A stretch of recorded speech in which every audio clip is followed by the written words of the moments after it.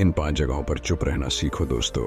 अगर आप हर जगह सफाई देते हो और आपकी बात कोई भी नहीं सुनता, तो इस वीडियो को पूरा देख लेना। आपकी वैल्यू सबकी नज़रों में बढ़ जाएगी। चुप करके सहते रहो तो आप अच्छे हो, और अगर बोल पड़े तो आपसे बुरा कोई नहीं। जब तक हम चुप रहकर बर्दाश्त कर लेते हैं, दुनिया को तब तक ही अच्छे लगते हैं। एक हुनर है चुप रहने का, एक ऐब है कह देने का। जो लोग बुद्धिमान हैं वह यह जानते हैं कि शब्द हथियार की तरह होते हैं, जिनसे किसी को भी बचाया जा सकता है या किसी को भी मारा जा सकता है। अब आप सोच रहे होंगे कि शब्दों से किसी को मारा कैसे जा सकता है, तो जरा सोचिए।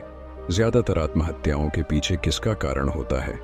किसी के पति ने कुछ कहा, किसी के पिता ने कुछ कहा और उन लोगों ने आत्महत्या कर ली। ये आत्महत्या किसके कारण हुई? वो पीड़ित के मन को इतना दुखी कर गए कि उसके मन से वो दुख सहना और ज्यादा बर्दाश्त करना नामुमकिन हो गया, और इसी वजह से उन्होंने आत्महत्या कर ली। ऐसे ही आपके शब्द किसी को नया जीवन प्रदान कर सकते हैं।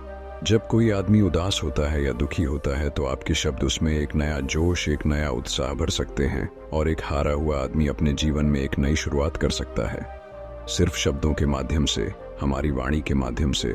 तो अब तक आप ये तो समझ ही गए होंगे कि हमारे शब्द हमारे जीवन को किस तरह निर्धारित करते हैं, शब्दों में कितनी ताकत होती है, और किसी से बात करते वक्त हमें कितनी सावधानी से अपने शब्द सुनने चाहिए। आज की जो बौद्ध कहानी मैं आपको सुनाने वाला हूँ, उसमें आपको सीधे सीधे तौर पर कुछ ऐसे तरीके पता चलेंगे, कुछ ऐसी परिस्थितियां पता चलेगी जहां पे आपको हमेशा चुप रहना चाहिए। कुछ परिस्थितियों में अगर आप कुछ नहीं बोलेंगे तो वही आपके लिए सबसे ज्यादा बेहतर होगा। इससे पहले कि आप इस कहानी में खो जाए, इस चैनल को सब्सक्राइब जरूर कर लें। तो चलिए कहानी शुरू करते हैं।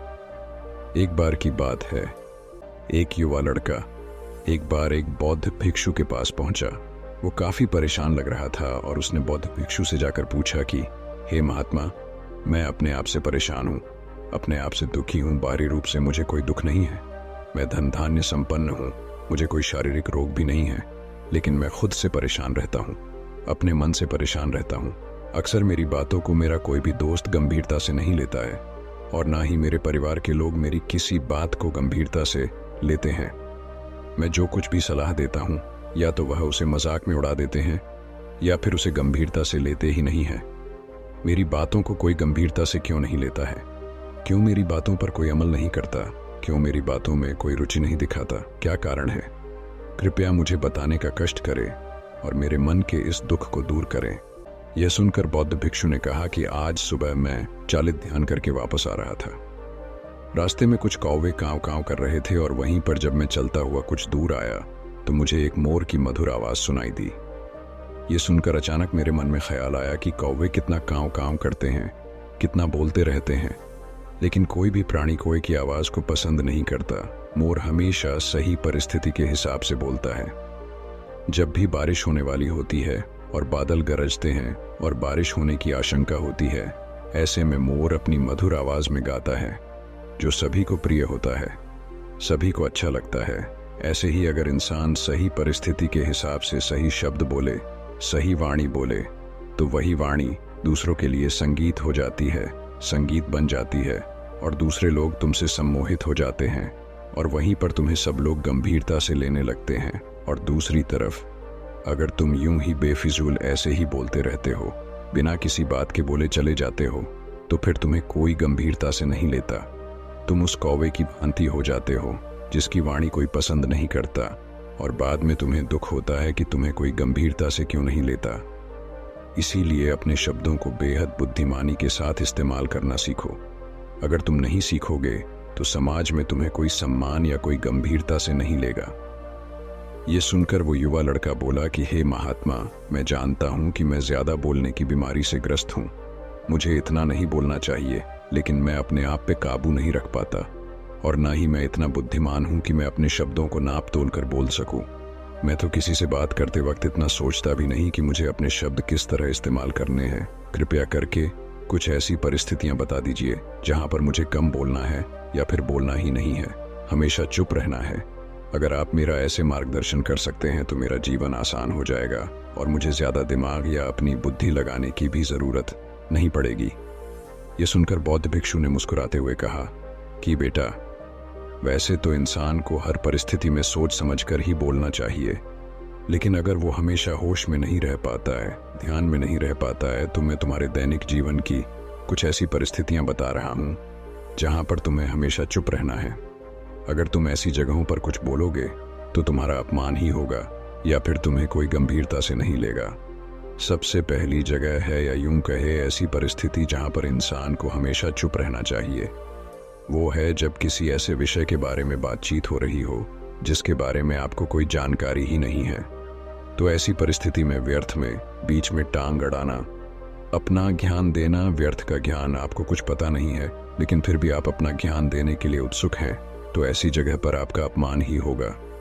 जरा तुम खुद सोचो, जब कोई बीमार आदमी अपनी बीमारी के बारे में चर्चा कर रहा हो और आपको उस बीमारी के बारे में कोई भी ज्ञान नहीं है, लेकिन फिर भी आप व्यर्थ में, बेकार में उसे ऐसी ऐसी औषधियां बता रहे हैं जिनका उसकी बीमारी से कोई तालमेल ही नहीं है, तो ऐसे में आप अपनी प्रतिष्ठा अपने हाथों से खो रहे होते हैं और आपको पता ही नहीं होता। ऐसी परिस्थिति में आदमी को हमेशा सुनना चाहिए। ध्यान से सुनना भी एक कला होती है। अगर आप सुनने का दिखावा करेंगे तो कहीं ना कहीं सामने वाले आदमी को यह एहसास हो जाता है कि ये मेरी बात पूरे ध्यान से नहीं सुन रहा है। इसीलिए जब आपको किसी विषय के बारे में पूरी तरह से जानकारी ना हो तो वहां पर केवल अपने कान लगाना ही ज्यादा महत्वपूर्ण होता है, ज्यादा जरूरी होता है। आप उस इंसान की बातें ध्यान से सुन सकते हैं और इसी बीच आप दोनों के बीच एक संबंध पैदा होगा और उस संबंध सच्चा होगा, क्योंकि आपने उसके बात को बड़े ही ध्यान से सुना है और इस बात का पता सामने वाले को भी होता है। तो हम बिना कुछ बोले, सिर्फ सुनने मात्र से किसी को अपना दोस्त है, अपना मित्र बना सकते हैं। इस बात को हमेशा ध्यान में रखना। दूसरी जगह जहां इंसान को हमेशा चुप रहना चाहिए वो है खाना खाते वक्त। खाना इंसान को हमेशा चुप रहकर खाना चाहिए, मौन रहकर खाना चाहिए।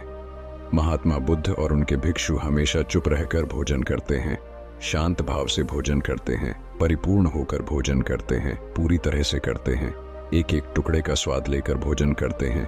और ऐसा भोजन जब आपके शरीर में पहुंचता है तो वो आपके अंग अंग तक ऊर्जा पहुंचाता है। अक्सर हम भोजन करते वक्त कुछ न कुछ बोलते रहते हैं, कुछ न कुछ सुनते रहते हैं, लेकिन मौन रहकर पूरा स्वाद लेकर उस भोजन को कभी नहीं करते। हम उस भोजन को करते वक्त आधे अधूरे ही रहते हैं और इसीलिए हमारा शरीर रोगों से ग्रस्त हो जाता है। जरा तुम खुद सोचो, बौद्ध भिक्षु हमेशा भिक्षा लेकर भोजन करता है और भिक्षा भी कितनी बिल्कुल मामूली सी, और वो भी एक वक्त। तो एक वक्त भोजन करने के बाद भी वो इतने स्वस्थ रहते थे, इतने उत्साह, जोश और आनंद से भरे होते थे। और हम तो इतना खाना खाते हैं, इतनी सारी भोजन की सामग्री हमारे लिए उपलब्ध होती है, लेकिन हमारे शरीर में कोई ऊर्जा नहीं होती।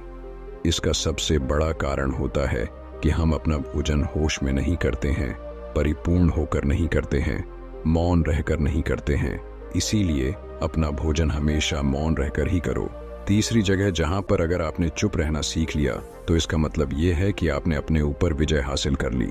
जी हाँ, गुस्से में शांत रहना या चुप रहना इतना आसान नहीं होता है।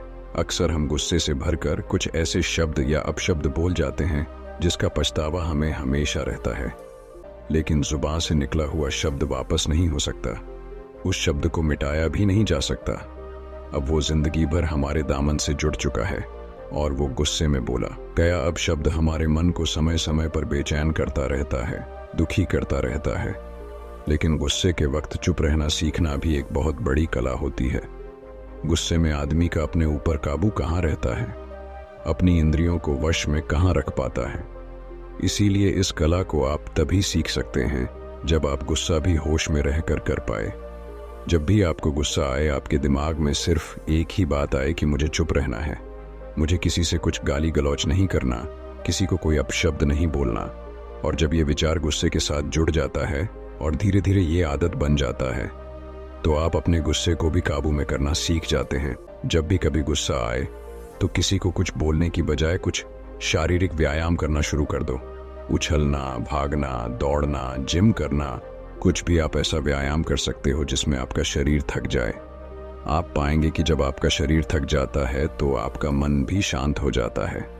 आपने उस गुस्से की ऊर्जा को एक सकारात्मक रूप दे दिया और यही बुद्धिमान व्यक्ति की पहचान होती है जो दूसरों के तानों से भी अपना घर बना लेता है, अपनी कामयाबी के रास्ते निकाल लेता है, वही सच में बुद्धिमान आदमी है। जो जहर को भी दवा बनाकर इस्तेमाल करना सीख जाए, वही असली बुद्धिमान होता है।